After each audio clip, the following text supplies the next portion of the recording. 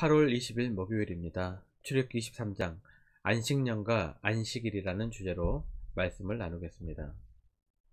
먼저 기도로 시작하신 후 성경을 1회에서 3회 읽기 바랍니다. 꾸준한 영성 훈련은 당신의 인생을 변화시킵니다. 말씀 다 읽으셨습니까? 첫 번째, 공평. 공평이란 누구에게나 똑같은 잣대를 적용하는 것입니다. 공평은 하나님의 성품 중 하나이기도 합니다. 시편 97편 2절입니다. 구름과 흑암이 그를 둘렀고 의와 공평이 그의 보좌의 기초로다.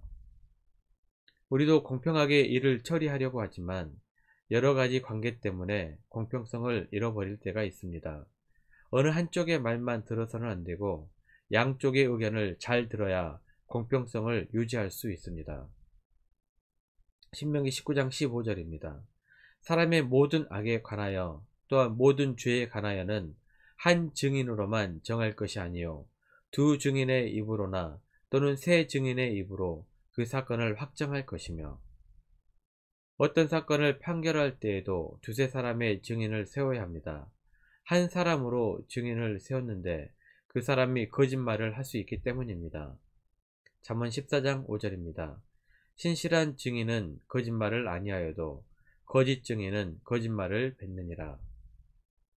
무엇인가를 증언함에 있어서 거짓된 소문이나 위증을 해서는 안 됩니다. 내 이웃에 대하여 거짓 증거하지 말라고 십계명에서도 분명히 말씀하고 있습니다. 또 여러 사람의 의견에 휩싸여서도 안 됩니다. 여러 사람의 의견이라도 충분히 조작될 수 있기 때문입니다. 그 말 속에서 진짜 의도를 파악할 수 있는 지혜를 구해야 합니다.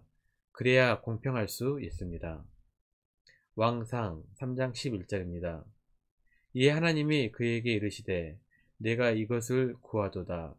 자기를 위하여 장수하기를 구하지 아니하며 부도 구하지 아니하며 자기 온수의 생명을 멸하기도 구하지 아니하고 오직 송사를 듣고 분별하는 지혜를 구하였으니. 솔로몬은 공평하고 공정한 판단을 위해 지혜를 구했습니다.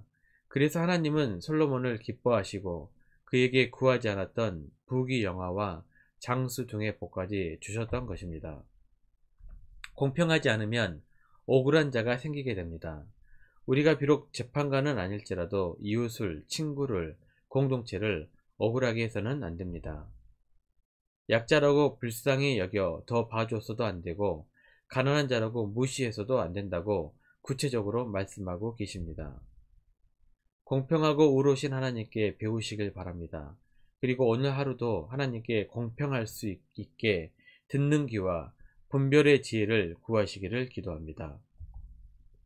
두 번째, 안식년과 안식일, 하나님의 배려와 선물. 11절입니다. 일곱째 해에는 갈지 말고 묵혀두어서 내 백성의 가난한 자들이 먹게 하라. 그 남은 것은 들짐승이 먹으리라.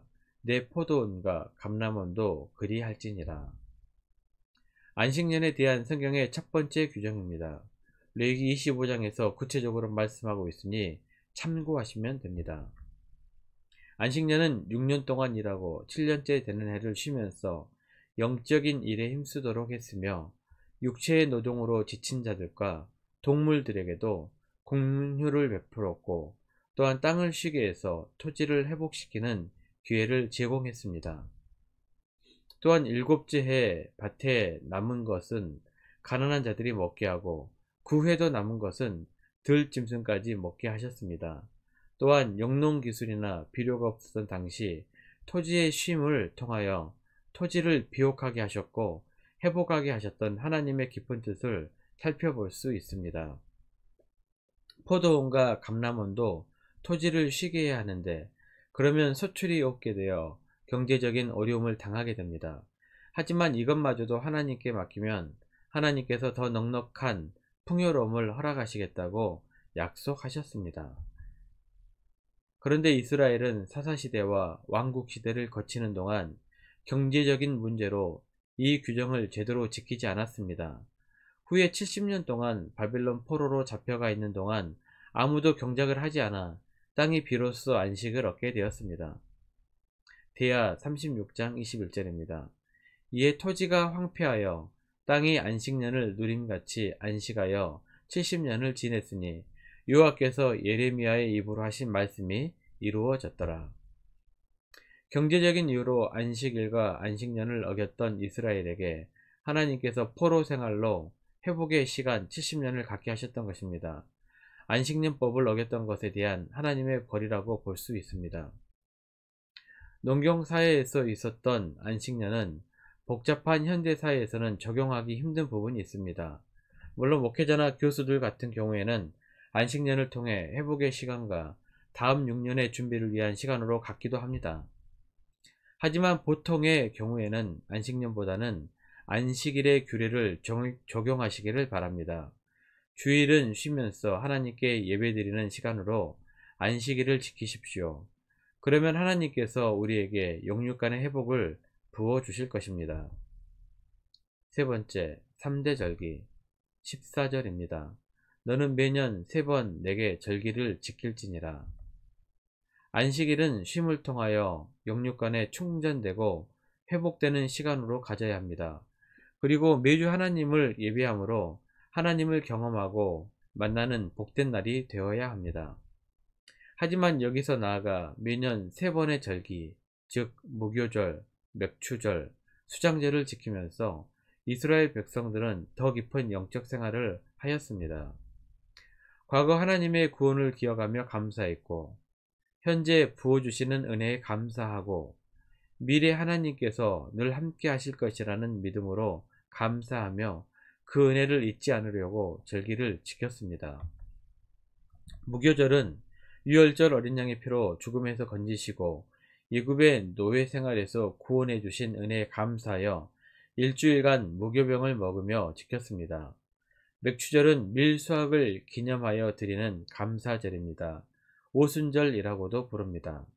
수장절은 모든 추수가 끝나는 가을에 초막을 짓고 일주일간 그곳에서 생활하면서 출애굽 이후 40년간 광야 생활을 했던 것을 기억하며 지켰습니다.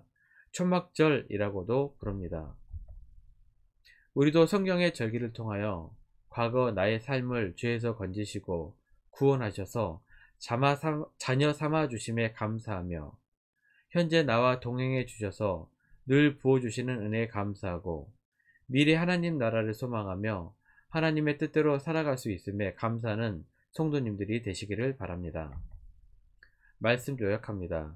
첫 번째, 하나님은 공평하십니다. 그래서 우리에게도 공평을 요구하십니다. 두 번째, 주일은 하나님께 온전히 드리십시오. 쉼과 회복과 더불어 복까지 주실 것입니다. 세 번째, 교회력에 따라 절기를 지킴으로 과거, 현재, 미래의 모든 은혜를 기억하고 감사하시기를 바랍니다.